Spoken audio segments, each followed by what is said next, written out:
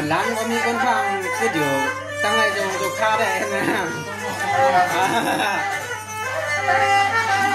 ดังเมื่อปีเอาได้ละยินสัตว์ดังปีเอาได้ที่มือมันไกลตีเลยตีในเช้าน้ำหิมะการก็ยังตั้งตัวสิเล็บบอกคืน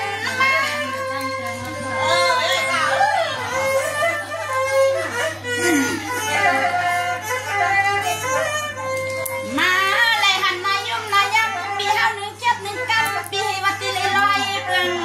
ผัดวักงาวางาสนต้นเฮือนเปื่อนปล่อยเล่เปลี่ยนเสื้อเมียวใน5 ปีนอ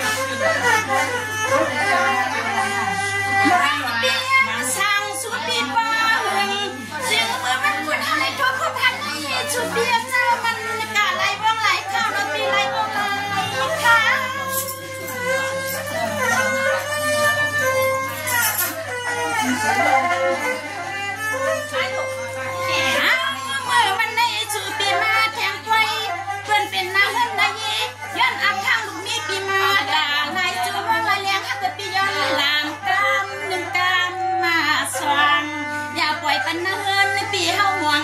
ปีนา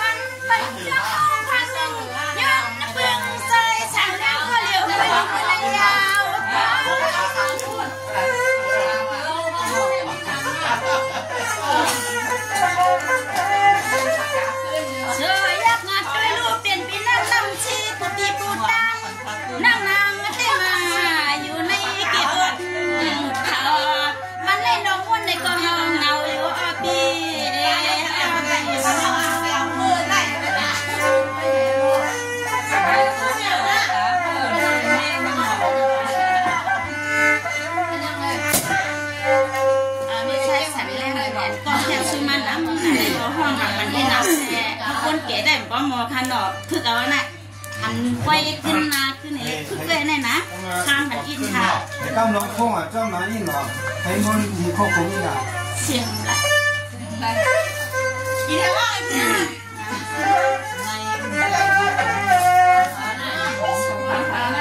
นนั้นที่ได้วันหรออ่ะน่ากันเอาอะไรไปเที่ยวเชื่อ